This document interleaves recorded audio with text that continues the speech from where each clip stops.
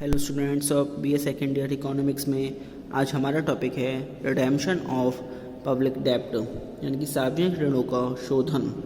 इसमें सुनिए, सरकार द्वारा जनता से लिए गए ऋणों का चुकाना या ऋण की मूल राशि को लौटाना ही सार्वजनिक ऋणों का भुगतान करना कहलाता है। सार्वजनिक ऋणों के भुगतान करने की कुछ प्रमुख विधियाँ हैं जो निम्नलिखित हैं।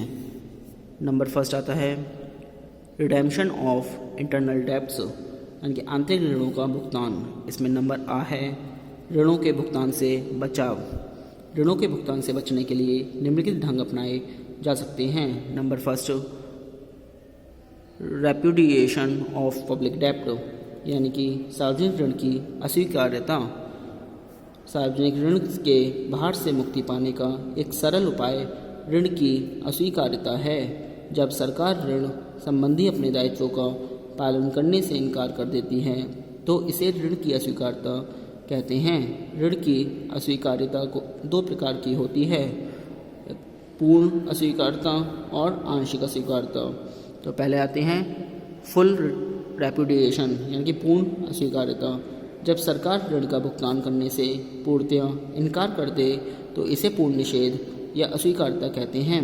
पूर्ण निषेध ऋण का एक प्रमुख उदाहरण यह है कि जार सरकार के रूस की साम्यवादी सरकार ने चुकाने से इनकार कर दिया था। नंबर सेकंड पार्टियल रिप्यूडिएशन यानी कि आंशिक अस्वीकार्यता। जब सरकार ऋण संबंधी दायित्वों का पालन करने से आंशिक रूप से इनकार करती है तो इसे आंशिक अस्वीकार्यता कहते हैं। इसके कुछ प्रमुख उदाहरण निम्न हैं। ब्याज की दर बलपूर्वक कम कर दी जाए, मूलधन जिसकी वापस करनी है कम कर दिया जाए, ऋण की अवधि बढ़ा दी जाए, यदि कोई सुविधाएं दी गई हों तो वे रोक दी जाएं। प्रजातांत्रिक सरकार द्वारा ऋण निषेध की नीति को निम्नलिखित कारणों से उचित नहीं माना जाता है। नंबर ए है अनइक्विटेबल यानी कि न्याय संगत नहीं। ऋण समाज के किसी एक वर्ग द्वारा प्रदान किया जाता है और उसका भुगतान न करने से समाज के किसी एक वर्ग को हानि सहज करनी पड़ती है।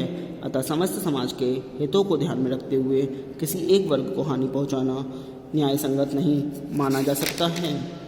नंबर बी है difficulties in obtaining new loans. नवीन ऋण प्राप्ति में कठिनाई। यदि सरकार आंतरिक ऋणों का भुगतान करने से इनकार करती है तो वह सरकार जनता का विश्वास खो बैठती है। फलतः भविष्य में नवीन ऋणों को प्राप्त करने से अनेक प्रकार की कठिनाइयाँ उपस्थित होती हैं। Number C dangers of political freedom. राजनीतिक स्वतंत्रता को खतरा। यदि सरकार बाह्य ऋणों के संबंध में ऋण निषेध की नीति अपनाती है तो मौद्रिक क्षेत्र में उसकी साख समाप्त हो जाती है और युद्ध की संभावना बढ़ जाती है। उपयुक्त दोषों के कारण सरकार अपने ऋणों के भार से मुक्त होने के लिए ऋण निषेध की नीति को नहीं अपनाती।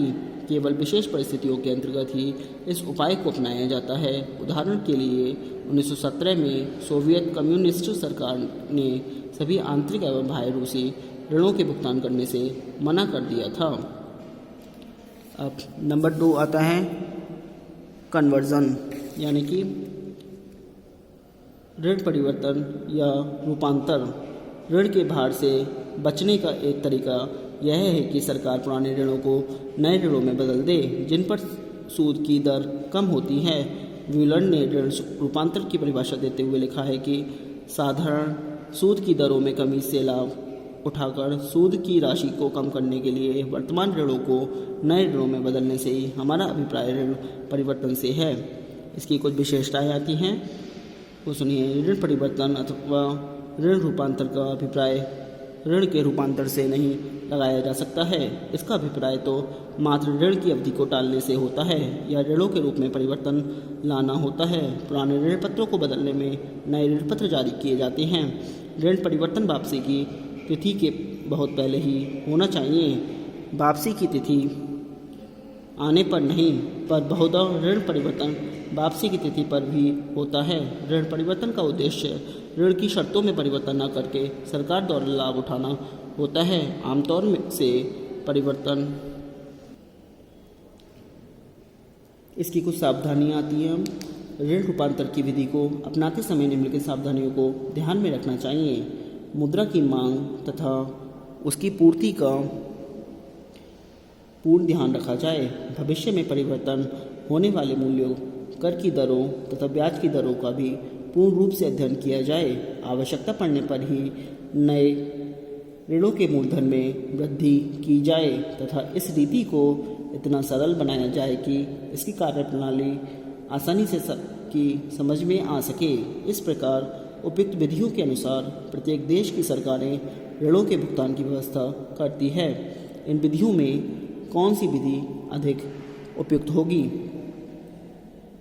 इसके बारे में साधिकार रूप से कुछ भी नहीं कहा जा सकता है, क्योंकि यह बात ऋण भुगतान करने वाले देश की परिस्थितियों के ऊपर निर्भर करती है। जिस देश में जो विधि उपयुक्त लगे या जिस विधि से ऋणों का भुगतान करने में उसे आसानी से वह उस विधि को अपनाएगा और उसकी दृष्टि में यही विधि अधिक उपयुक्त होगी। सफलता के लिए आवश्यक शर्तें। रूपांतर की सफलता निम्नलिखित बातों पर निर्भर करती है। सरकार की ऋण लेने की योग्यता पर, प्रतिभूतियों के उचित भंडारण पर, सार्वजनिक ऋण के प्रबंध की कुशलता पर। अब इसके कुछ दोष आते हैं, वो सुनिए। नंबर का बचत का न्यून होना। ऋण परिवर्तन करने से सरकार को ब्याज के रूप में न्यून मात्रा में ही बचत प्राप्त हो पाती है। नंबर का ऋण भार में वृद्धि। इस रीति में वर्तमान ऋण भार कम हो जाता है, परंतु भावी ऋण भार में अवश्य वृद्धि हो जाती है और ब्याज दर बढ़ने से प्रत्येक व्यक्ति उसी प्रतिभूति में धन का विनियोग करना पसंद करेगा। नंबर का सरकारी आय का पूर्ववत रहना। ऋण परिवर्तन से सरकारी आय पूर्ववत ही रहती है, क्योंकि जो बचत ब्याज से होगी वह कर लगाने से समाप्त हो जाएगी। नंबर 3 आता है रिफंडिंग डेप्ट, यानी कि ऋण वापसी या पुनर्शोधन। यदि किसी ऋण की भुगतान तिथि आ गई है और सरकार उसका भुगतान करने की सुविधाजनक स्थिति में नहीं है, तो पुराने ऋणों के स्थान पर नए ऋण जारी करके सरकार ऋण के भुगतान को आगे के लिए टाल सकती है।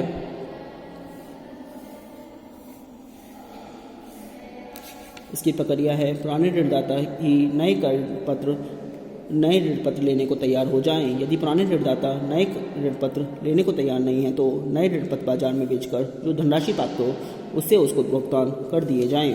अब नंबर 4 आता है डेप्ट डिप्रिसिएशन थ्रू इन्फ्लेशन, मुद्रास्फीति द्वारा सार्वजनिक ऋण का परित्याग।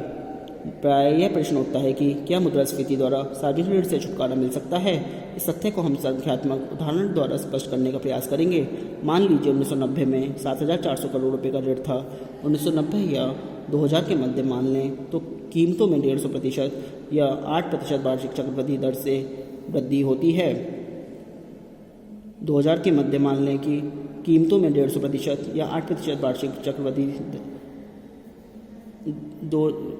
2000 रुपये के रूप में यह ऋण 3,960 रुपये करोड़ मात्र रह जाता है, अर्थात यह केवल 40% ही शेष रह जाता है। अब नंबर 12 आता है आंतरिक ऋण चुकाने का ढंग। इसमें सुनिए, आंतरिक ऋण चुकाने का ढंग निम्नलिखित है। Number 1 establishment of sinking fund, यानी कि परिशोधन कोष की स्थापना।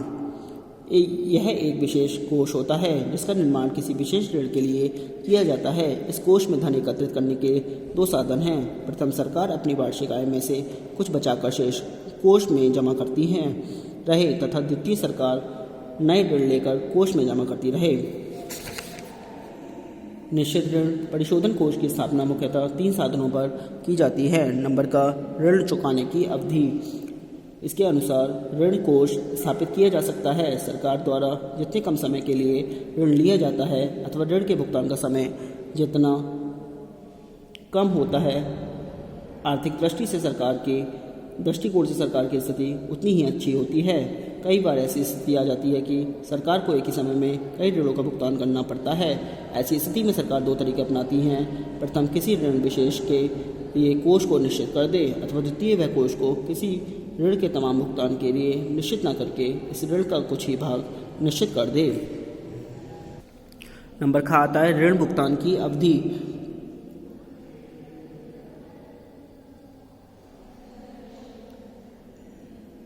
इसमें सुनिए, ऋण इसकी अवधि निश्चित कर लेने के उपरांत यह निश्चित किया जाता है कि भुगतान कोषों के इस अवधि पर किस प्रकार फैलाए जाए। यह ऐसा 3 प्रकार से किया जा सकता है। नंबर फर्स्ट, ऋणों के वार्षिक भुगतान बढ़ जाने पर। ऋण के वार्षिक भुगतान बढ़ते रहते हैं। कोष में प्रतिवर्ष धन की एक निश्चित मात्रा जमा कर दी जाती है और उस राशि से प्राप्त ब्याज भी कोष में ही जमा कर दिया जाता है। इस तरह कोष की मात्रा बहुत तेज़ी से बढ़ती चली जाती है।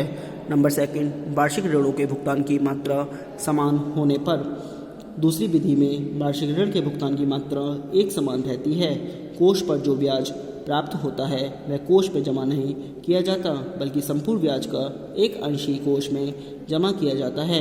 ब्याज का शेष अंश ऋणदाताओं को दे दिया जाता है। नंबर थर्ड, वार्षिक ऋणों के भुगतान की मात्रा जब घट रही हो। तीसरी विधि के अनुसार भुगतान की मात्रा घटती जाती है। कोष की धनराशि पर जो ब्याज मिलता है उसे कोष में जमा नहीं किया जाता, बल्कि उससे कहीं अधिक मात्रा में ऋणदाताओं को भुगतान किया जाता है। नंबर का आता है शोधन कोष का बंटवारा विभिन्न प्रकार के ऋणों में करके। उपयुक्त दोनों बातें भुगतान की अवधि और भुगतान कोषों को फैलाकर लेने के उपरांत यह देखना आवश्यक हो जाता है कि विभिन्न प्रकार के ऋणों का भुगतान में बंटवारा किस प्रकार से किया जाए। यदि लिए गए ऋणों की प्रकृति समान हो तो भुगतान के बंटवारे की समस्या उत्पन्न नहीं होती, परंतु हम जानते हैं कि सरकार विभिन्न दर पर विभिन्न प्रकार के ऋण प्राप्त करती है, जिसकी भुगतान की अवधि भी अलग अलग होती है। नंबर 2 आता है पेमेंट बाई सीरियल नंबर, क्रमानुसार भुगतान। इस विधि के अनुसार ऋण के भुगतान क्रम के अनुसार किए जाते हैं। इस प्रकार की विधि प्रत्येक ऋण का कुछ भाग प्रत्येक वर्ष परिपक्व हो जाता है। नंबर थर्ड, एन्युटीज़ यानी कि वार्षिक प्रवृत्तियाँ। सरकार जो ऋण लेती है उसे वार्षिक किस्तें बांधकर चुका सकती है। जब सरकार किसी निश्चित अवधि के अंतर्गत सार्वजनिक ऋण का भुगतान करना चाहती है तो वह ऋण के बोझ से धीरे धीरे मुक्त होने के लिए उसकी वार्षिक किस्तें बांध देती हैं। नंबर 4, कैपिटल लेवी, पूंजी कर द्वारा भुगतान। सरकार ऋण का भुगतान पूंजी कर लगाकर भी कर सकती है। रिकॉर्डों का विचार था कि ऋणी राष्ट्र को ऋण से जल्दी मुक्त होना चाहिए, चाहे उसे अपनी समिति के एक भाग का बलिदान ही क्यों न करना पड़े। आज के लिए इतना ही। Thank you very much.